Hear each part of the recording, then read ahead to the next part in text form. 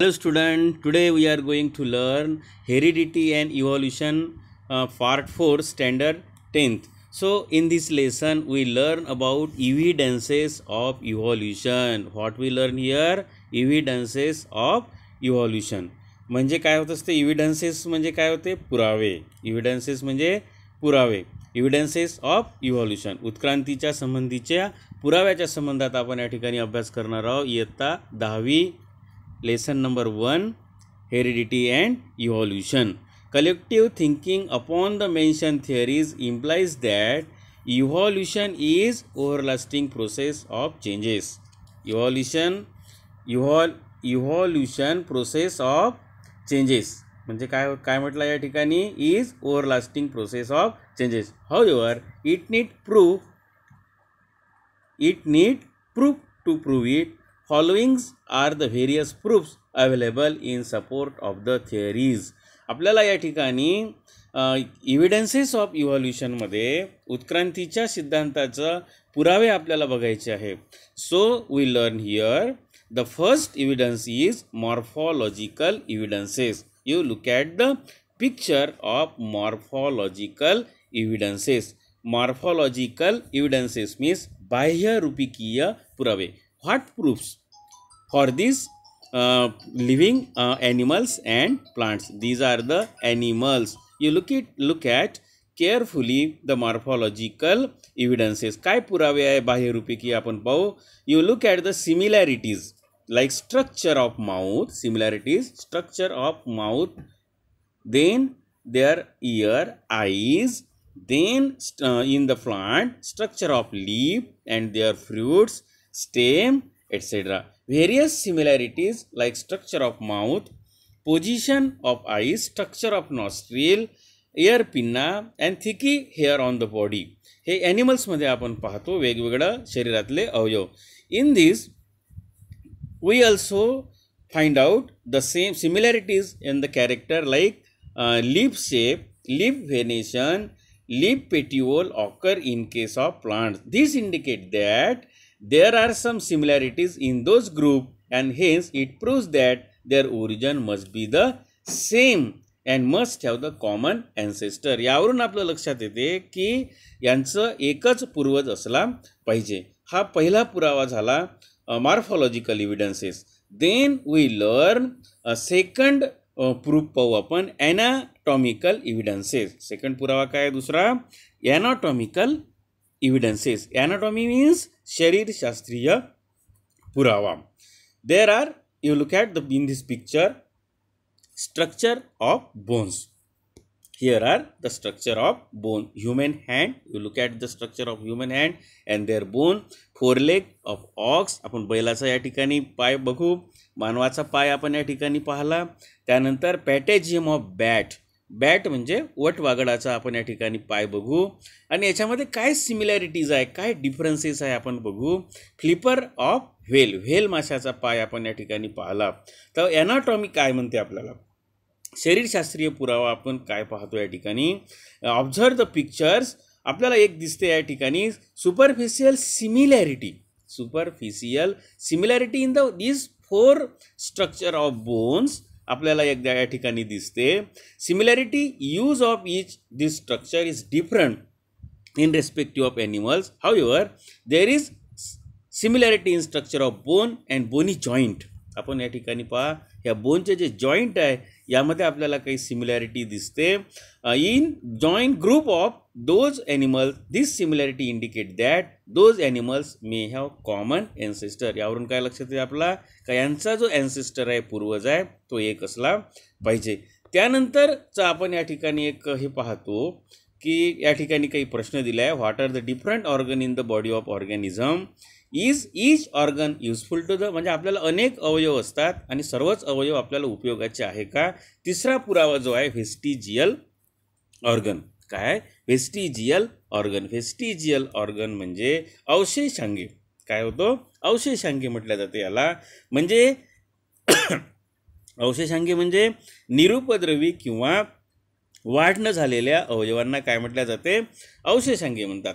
Degenerated or underdevelop useless organ, degenerated or underdevelop म्हणजे वाढ न झालेल्या किंवा युजलेस उपयोग नसलेल्या organs of organism are called as vestigial organ म्हटल्या जाते, याला अवशेषांकी म्हटल्या जाते. In living organism sudden development of new tissues or organ of living in the changing environment is not possible.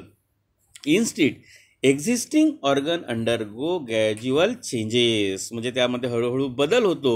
A specific structure in the body is useful under certain situation. कधी कधी काय होते, हे अवयव उपयोगी होतात, पण कालांतरानं same structure under different situation may become useless. कोणत्या स्थितीमध्ये तो अवयव उपयोगी होत नाही, और इवन हार्मफुल पण होतं, कधी धोकादायक होतो. सच स्ट्रक्चर बिगिन्स टू जनरेट, मग डिजनरेट, मग असे अवयव हे नष्ट होतात. ते त्यांची जी क्षमता असते, कार्यक्षमता, ती कमी होत असते. Under such situation as per the principle of natural selection it takes thousands of year to structure disappear. हजारो वर्ष लागतो तो आपल्या शरीराची रचना नष्ट होण्यासाठी. Such organ are seen in different phases of disappearing in different animal. त्याला वेगवेगळ्या प्रकारचे तुम्हाला वेगवेगळ्या प्राण्यांमध्ये दिसतात. Such organ though non functional in certain organism it may be functional in other organism, that is it is not व्हेस्टिजियल in other organisms. म्हणजे कधी काही अवयव एखाद्या प्राण्याला उपयोगी असतो तर कधी नसतो. फॉर एक्झाम्पल आपलं ह्युमनमध्ये पाहू आपण, अपेंडिक्स असते बघा, या ठिकाणी आपल्याला अपेंडिक्स दिसते. आता अपेंडिक्स केव्हा गरज होती आपल्याला, जेव्हा आपण मानव कच्चं अन्न खात होता, न शिजवलेलं खात होता. स्मॉल इंटेस्टाईन आहे, लार्ज इंटेस्टाईन आहे, इथे अपेंडिक्स आहे, त्याला आपण आंत्रपुच्छ म्हणतो मराठीमध्ये. आता हा अवयव आपल्या उपयोगाचा नाही आहे, लक्षात आलं. अपेंडिक्स याला आंत्रपुच्छ म्हणतात. Which is useless to human is fully functional organ in ruminant. आजही जे रुमिनंट्स असतात, शाकाहारी आहे, त्यांच्यामध्ये तर त्याचा उपयोग होता. Similarity muscles of year pinna, हे मसल्स ऑफ इयर पिन्ना, ह्या कानाजवळ असलेले जे मसल्स असतात, ह्या मसलचा तोच उपयोग होता. Which are useless to human are useful in monkeys. म्हणजे बंदरासाठी, वानरासाठी तो उपयोगच आहे, पण कशासाठी, for the movement of ear, मानवाला त्याची गरज नाही आहे. Various vestigial organ like tailbone पाहतो आपण. या ठिकाणी तुम्हाला या ठिकाणी आहे टेलबोन, त्याला कॉकिक्स म्हणतात. हे टेलबोन आहे, या टेलबोनचा पण आता आपल्याला उपयोग नाही आहे. टेलबोन आहे, विजडम टीथ दिसते आपल्याला, विजडम टीथ, त्याला आपण काय म्हणतो, विजडम टीथला अक्कल दाढ म्हणतो.